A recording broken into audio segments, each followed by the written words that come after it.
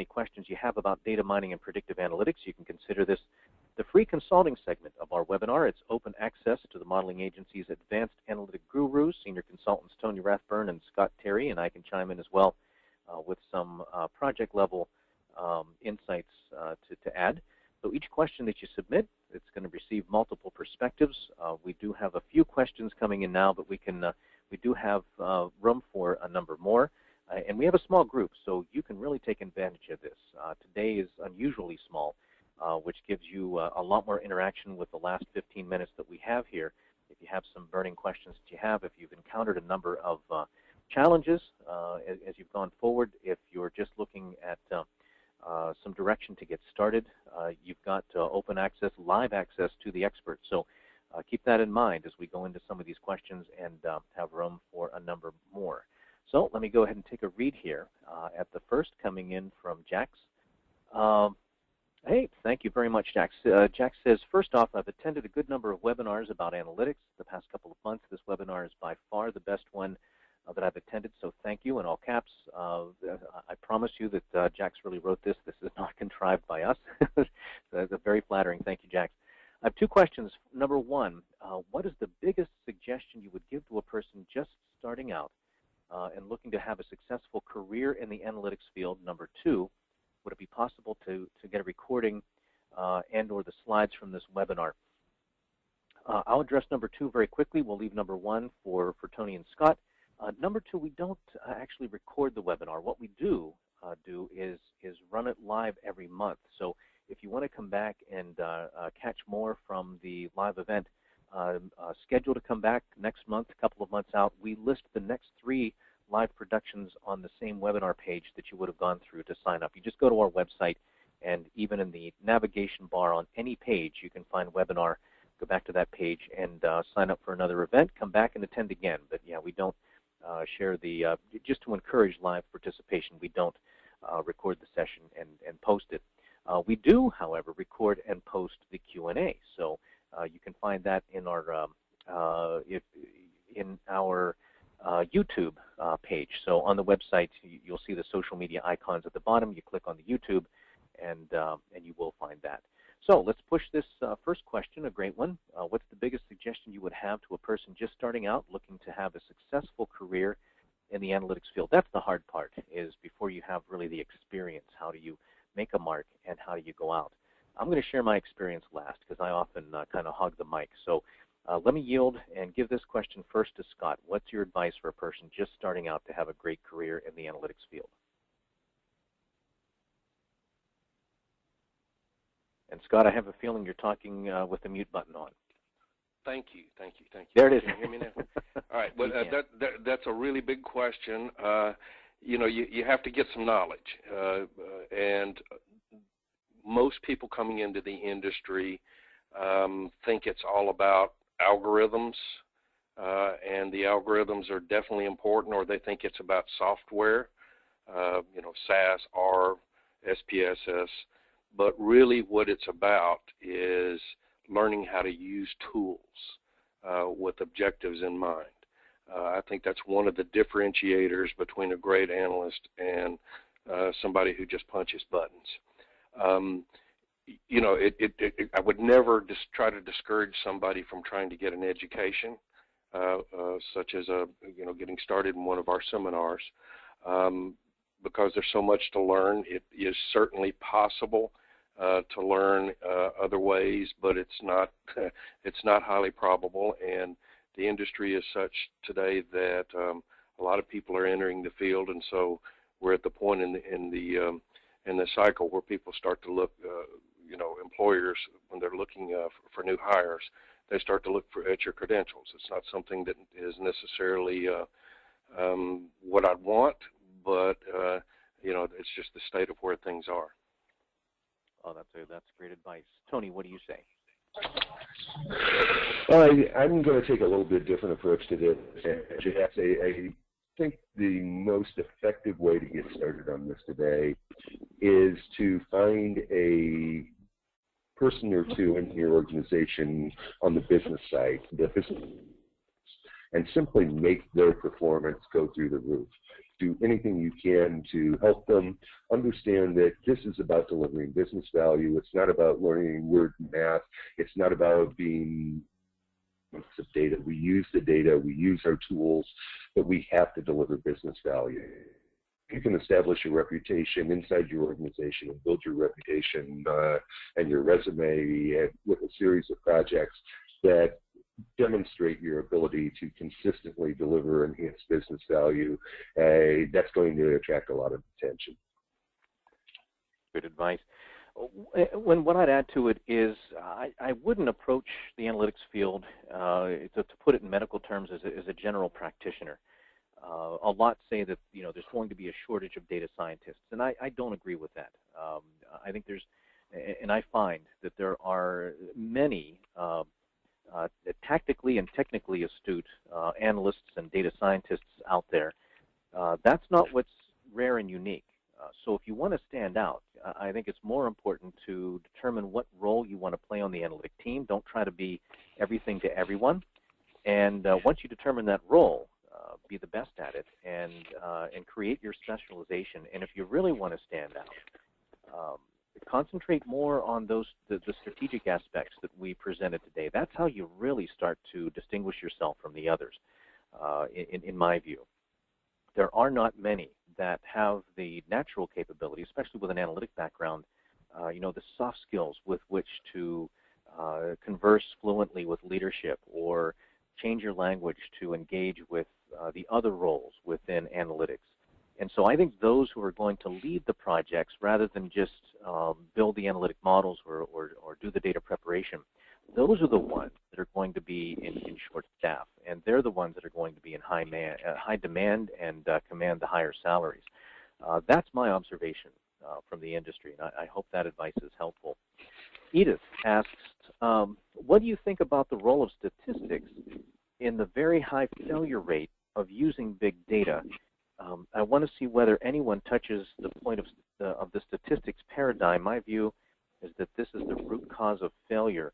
I might have to ask you to expand on that a little bit more, because I know that the two are loosely related, but I don't know that the failure really ties across the two. I think for big data, it's a bit different of a scenario, and of course this webinar isn't really about big data. We do acknowledge big data when it comes to analytics. I'm going to start with Tony on this one, but I suspect that a lot of the failure around big data was it's loose definition, it's overhyped, it's the expectations that were set far too high. I think those are among the bigger things that lead to shortcomings in big data, and the fact that people expect ROI from it. Big data by itself, in my view, is a cost center. If big data took your lunch money, in my view, it's analytics that's going to get it back. That's what makes it pay. So all those things in combination, as far as the failures of big data, I think are the big ones. About the role of statistics, let me hand that over to Tony. If you want to take that one, Tony, if you want to roll it in a different direction, because I'm not quite tying the two together, but he asked, what do you think about the role of statistics in the high failure rate of using big data? Well, and I absolutely want to take this one because I think it's a great question, Edith, and it's something that people with a strong stats background tend to misunderstand. Predictive analytics in general is often seen as a competitor to statistics, and it shouldn't be. If you think about statistics, it generally focuses on the central tendency and describing the characteristics of the group as a whole. We talk about the mean and the spread around the mean in the form of the standard deviation. And we develop this general understanding of our population and trying to determine some insights off of that. Where in predictive analytics, what we're really tending to do is to deal with the tails of the distribution. I have to do the core statistical work before I can find the outliers, if you will, in the tails of the distribution, because that's largely what we're trying to do. We're doing resource allocation by treating those people who are significantly different in a way, and we allocate our resources differently, either giving them more or less resources depending on whether or not they help our performance metrics. And that's really the distinction that I think a lot of people get confused with. The other thing that comes to play is a lot of statisticians do things with their data and the way they think about the problem, and our techniques are built on some underlying assumptions that aren't consistent with human behavior. they really tend to be more in alignment with fiscal systems, and we need to make that kind of an adjustment as well. So there's just some things in the way we use a lot of the same algorithms, but we use them for a different purpose. We use them for resource allocation and different types of decision making, and I think there's a lot of synergy that can be gained by effectively using the techniques and the perspectives of predictive analytics on top of statistics. Wow, Tony, that's a great interpretation of the question. I struggled with it, and you steamrolled it. That's fantastic. Scott, anything to add? Yeah, I echo everything that Tony says, but I'll go back to the question of what is statistics. Statistics is the study of populations based upon samples. That's basically it. So when you're dealing with big data, and you try to apply statistical methodologies, you sometimes run afoul of those statistical methodologies because they rely on smaller samples. One very common problem that we get into when we're trying to work with big data and millions and billions of records and try to apply statistics to it is that little things that would be considered noise in predictive analytics and would be discarded suddenly become magnified through sheer volume, and they seem to be important when they really aren't. So if you look at big data from a purely statistical perspective, you'll get things a lot of times that appear to be significant but really aren't, because the whole field of statistics is based upon samples. Great response, both of you. I'm sure these are very helpful and greatly appreciated by our remaining Eric, audience. And yes. Eric, can I add one additional thought since we've got a small group today? The other thought that I want to mention is, and that Scott triggered, my concern personally is not numbers, and I think as it relates to statistics, my concern is not big data, it's fat data. I've got this complexity because I've got so many fields associated with a record, and it's so wide that it moves beyond a lot of what a lot of the traditional statistical approaches were really designed to be effective at. I'm working with one client that has 10,000 records associated with each client in their database, and there are very few statistical techniques that can even come close to dealing with a 10,000 dimensional solution space. No, that's a great extra point and a very important one. Another question by Tim, how do you change the culture to include predictive modeling? And I'll tell you, that's one that's kind of underrated and one that we want to look at in the comprehensive assessment that we perform and a lot of this comes down to leadership. If they really don't trust analytics, if they still see it as crystal ball, if they're not willing to move from gut-level decisioning to data-driven decisioning, those are things that are good to know in advance. Even if you do a lot of the strategic aspects that we covered in today's presentation, if you didn't take that into consideration and look at the culture and the mindset, you're going to pay for that in hindsight after you go through an expensive implementation or a laborious pilot. To find that it didn't matter, or what I call the Jack Nicholson effect. You can't handle the truth, and there's not a way to implement it. So those are good things to assess in advance and talk to leadership. There may be multiple leaders. You may have a multi-headed beast, and if they're not all aligned, you're going to fail. There could be a black knight in the group. These are things that are not considered to be technical, but they're realistic. They're part of the analytic reality of the culture of whether or not this is going to succeed at the project level, or in terms of this webinar. You can build the most sophisticated rocket, and it functions tremendously, incredible thrust and maneuverability. But if you don't have a mission plan, or the mission plan is not accepted, or nobody cares what you bring back or examine, then don't start buying the parts and putting the plans together to build the rocket.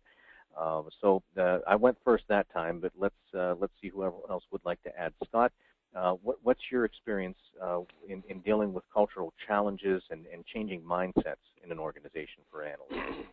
Well, we always have to be, this goes back to some of the soft skills that you were talking about earlier. a lot of times, depending upon the size of the company that you're working with, you'll be in an organization where people probably spend a greater share of their time protecting their turf than they actually do getting stuff done. That's just the nature of some big businesses. So depending upon the particular type of resistance that you're getting, you can take several options.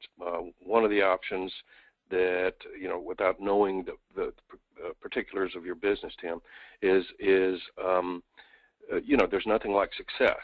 So if someone takes a project on, such as yourself, on your own time, and you can produce some success, then that generally gets people's attention because, especially some of the people who are in leadership, because that's what they're charged with doing.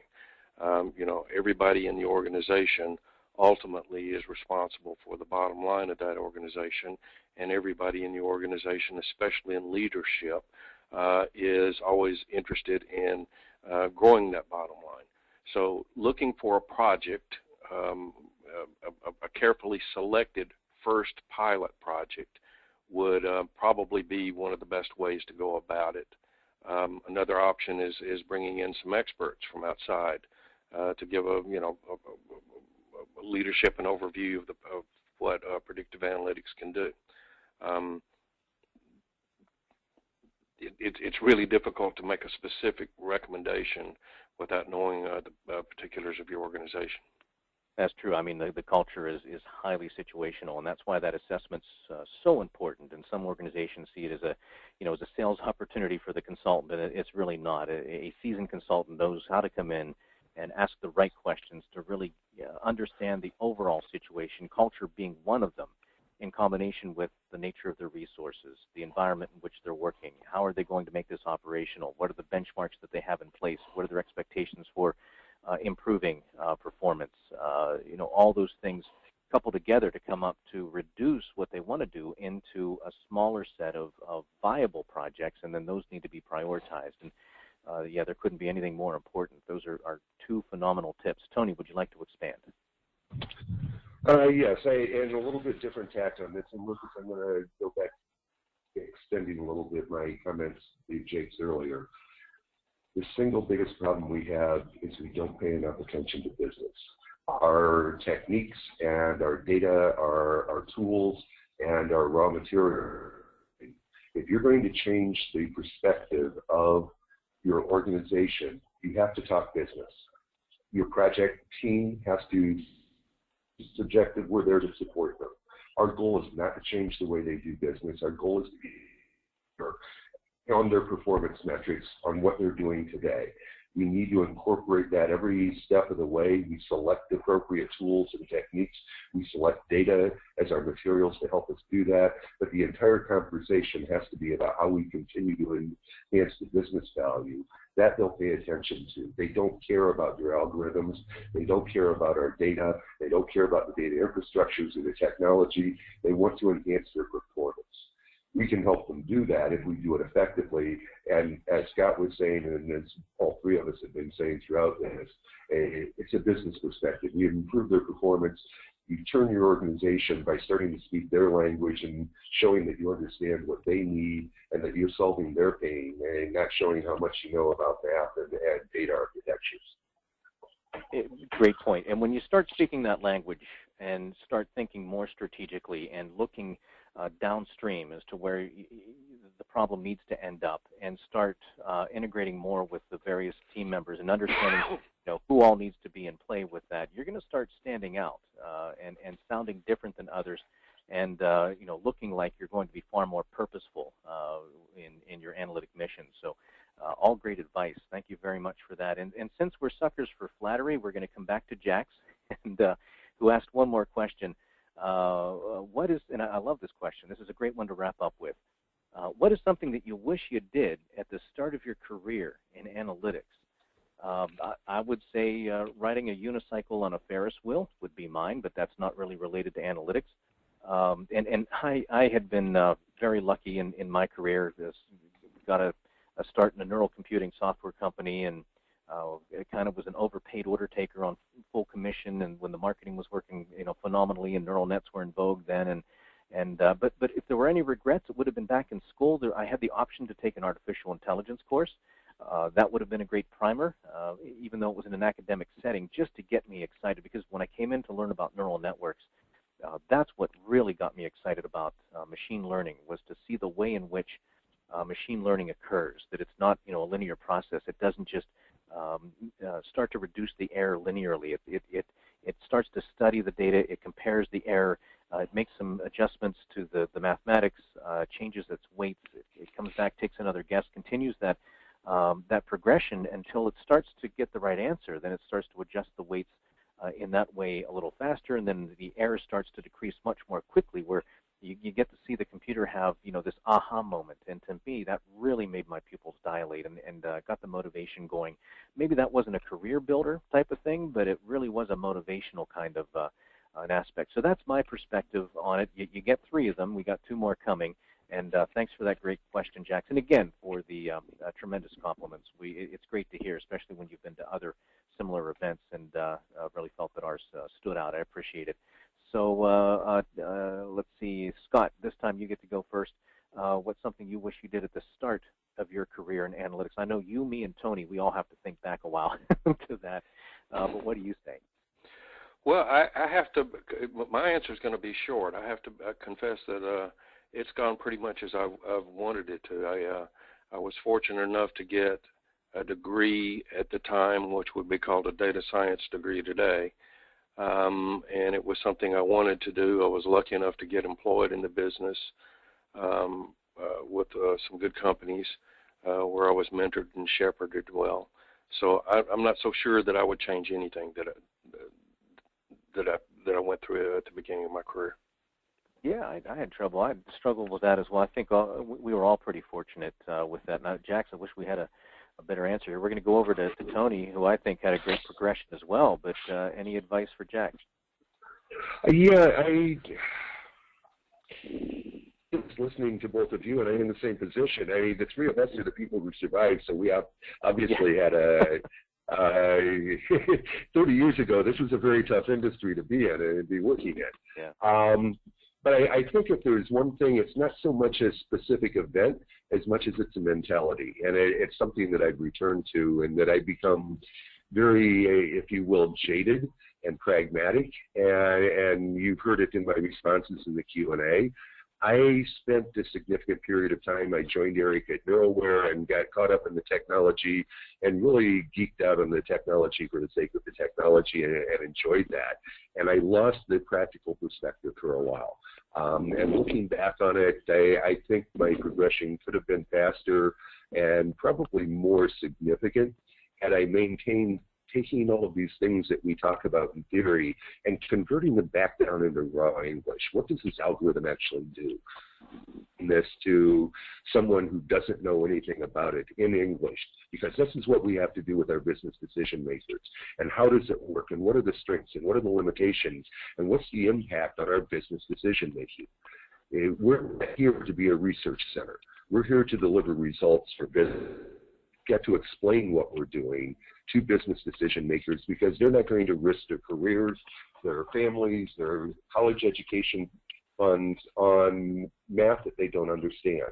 We've got to be able to bring this back and use what's appropriate to give them an incremental enhancement over what they're doing today, consistently, reliably, time after time after time. Great advice. I think I'll put one small layer of icing on that, and that's to say, if I were starting my career now, one thing I would regret would be labeling myself a data scientist. And my apologies for anybody out there that this may offend, but the label is already being diluted by those who loosely don that role or that title. It's getting to blend in with all the other analytic sheeple out there. So it's losing its luster.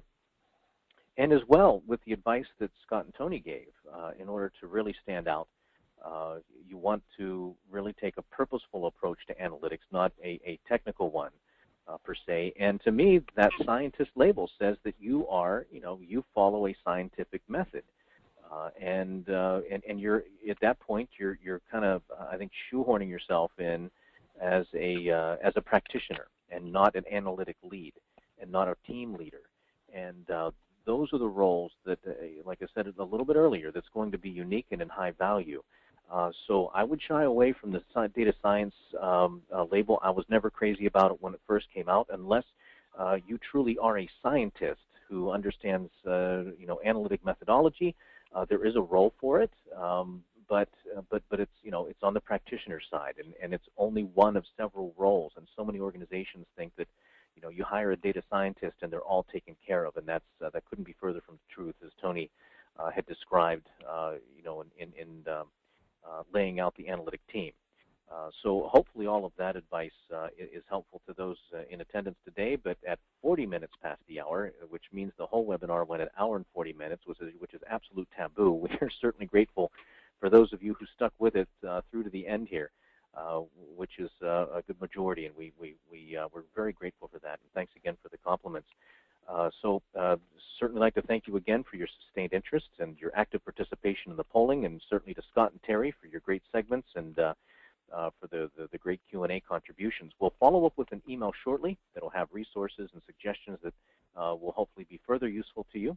From there, we'll hope you've offered permission for us to stay in touch through the Modeling Agency's newsletter, and that you'll consider joining us at a public training event soon.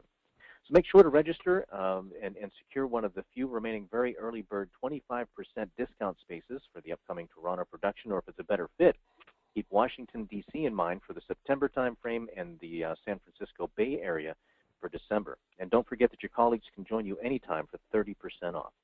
Now, if you don't have a training or travel budget but would like the guidance of a seasoned mentor, you might be interested in the Modeling Agency's Escort on Call program. Escort on Call is essentially a retainer account that provides remote open access to a TMA senior consultant. Simply open up an Escort on Call account and you've instantly added a wealth of experience and capability to your existing bench without expanding payroll, administrating complicated contracts, or taking elevated risk on larger commitments. We'll get you the answers you want, guide you through it, show you how it's done, implement any data mining tasks you may wish to delegate, and then remain on call until the next time you need us. And meanwhile, when we're not actively working, you're not paying a dime. So a link to the Escort on Call description page will be among the resources included in the follow-up email. On behalf of myself, Scott, Tony, thank you again for attending Data Mining Failure to Launch. Have a very pleasant afternoon and evening, and this brings the webinar broadcast to a close.